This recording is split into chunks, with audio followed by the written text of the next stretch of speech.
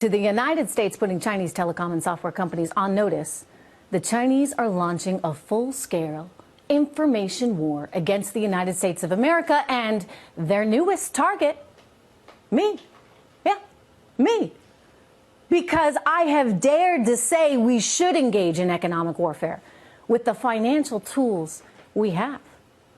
And, you know, maybe they didn't like the fact that Steve Bannon, the man whom they have accused of being the true enemy of America, on this program?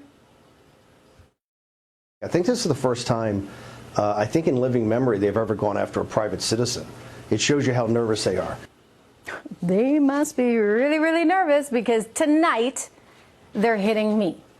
Now, interestingly, the Chinese state media, they say Bannon is an enemy while they accuse me of just not knowing my research. Which China, I do.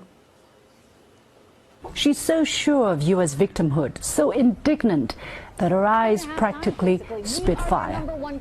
Yet, in carefully analyzing her words, it's all emotion and accusation supported with a little substance. Okay, for the record, any emotion you see is quite real.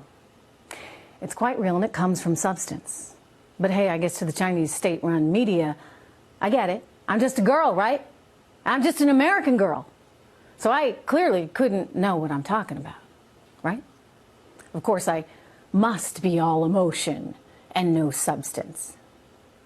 Okay, China, here's a little insight into how we American women think.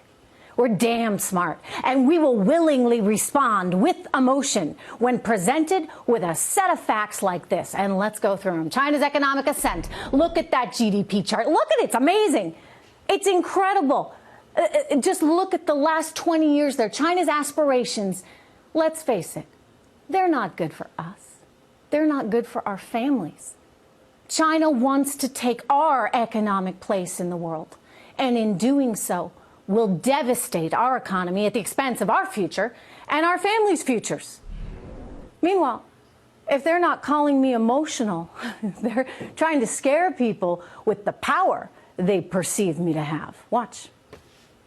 Her economic warmongering reaches millions of Americans in their homes and possibly many others around the world. And given the close, almost symbiotic relationship that the Fox channel has with the current U.S. administration, it's fair to say she also speaks for Trump's America. Hey, quick side note, right? Is it like we're watching an Avatar or something there, right? That anchor is reading a script that seems, I guess, to have no emotion, because she doesn't seem to read it as though she's had any hand in writing it. State media. Anyway, I digress. The accusation is that I speak for Trump's America. Sometimes. Sometimes not. I'm not here to tout anyone's view but my own. I can only articulate what I personally believe is right for our country and the present situation vis-a-vis China. Not right for our country, and it cannot continue unless we're okay with them turning us into France while they become the United States.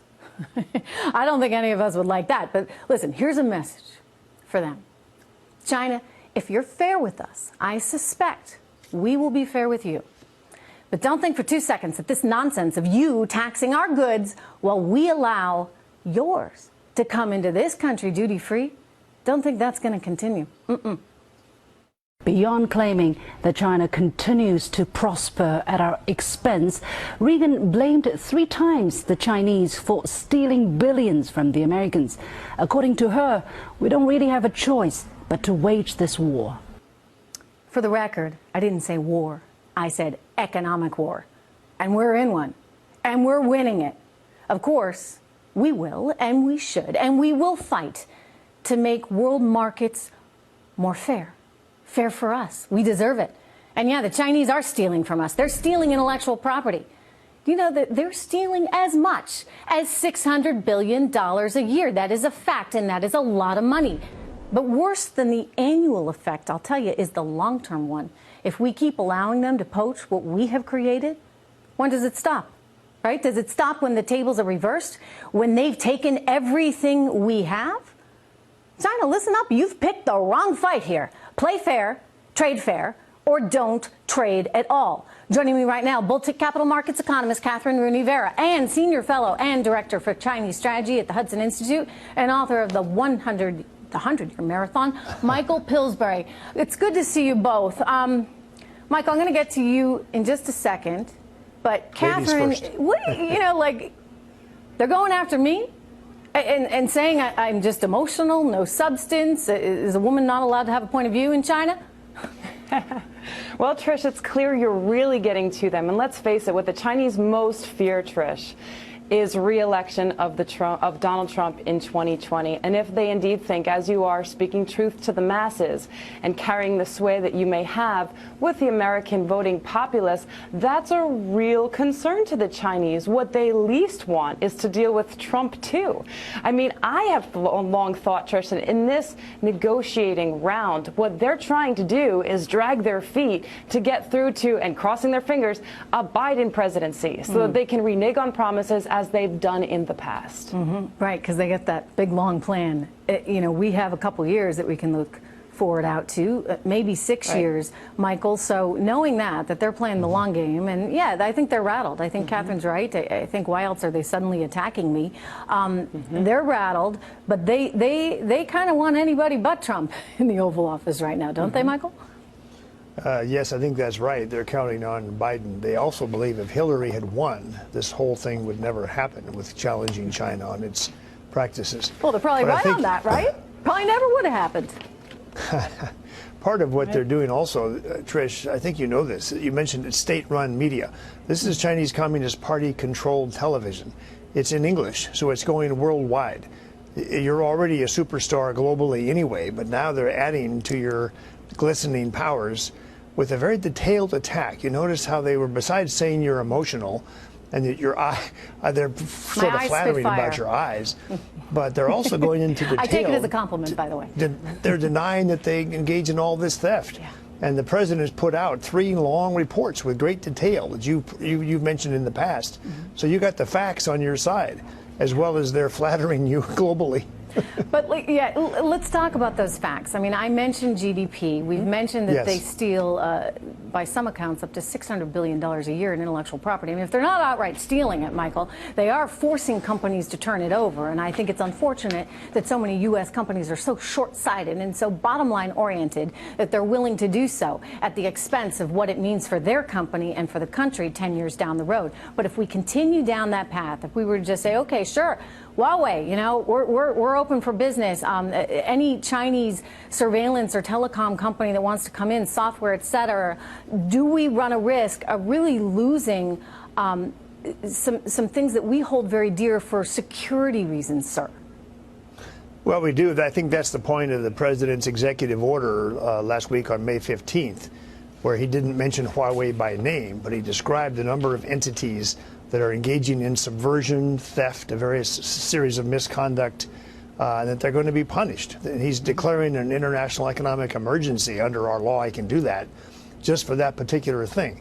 So when you praise the president, which you've done, that may be your greatest sin in the minds of the Chinese propaganda machinery.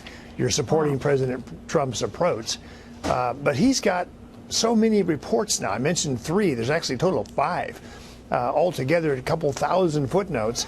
The Chamber of Commerce just today has announced it's getting worse in Beijing. 20% of our companies now report forcible technology transfer requirements to get a bigger market.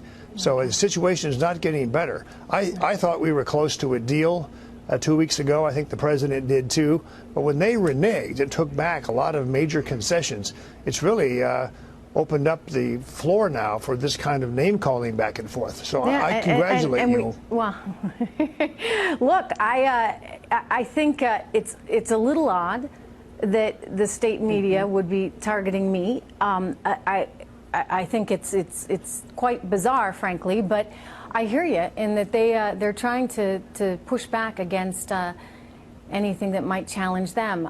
Catherine, you know, there's another thing going on sort of worldwide here, and I'll just point this out before I let you guys go. I know, Catherine, you've followed Venezuela very closely. We have more of this story coming up later in the show, but the Chinese have also been very active down in Venezuela as well. So strategically, they have a lot of reasons to not like what this administration has done. Well, absolutely. And China unequivocally wants to be both a geopolitical and economic superpower, and they want to supplant the U.S. in that role. That's something that we've known for many decades. Trish, you and I know that since Bill Clinton, the U.S. has been complaining about IP theft. Let me add one more thing to put some substance to your own argument, is that the U.S. is coming from a very strong position in terms of negotiation power. The U.S. is growing at 1 percentage point above potential growth rates. We're growing at 3.2% versus potential growth of 2.2%. Inflation is at 1.5% versus a target of 2%.